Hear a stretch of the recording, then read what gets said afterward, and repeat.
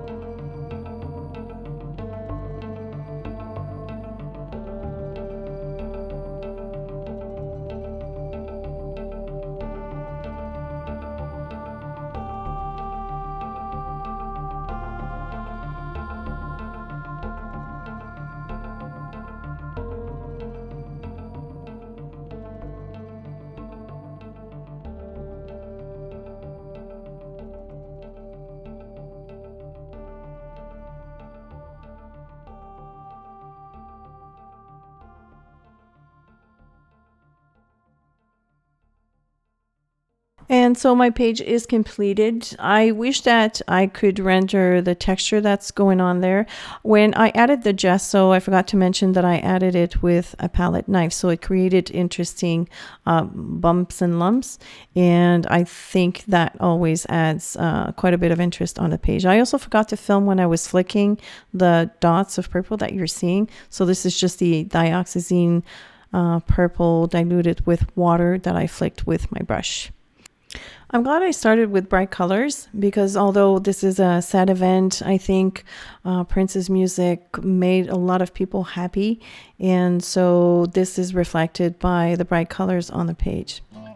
And that pretty much concludes it. I hope that you've enjoyed this video. And if you have any questions or comments, please feel free to leave them below. As usual, thank you so much for watching, and I will see you later. Bye.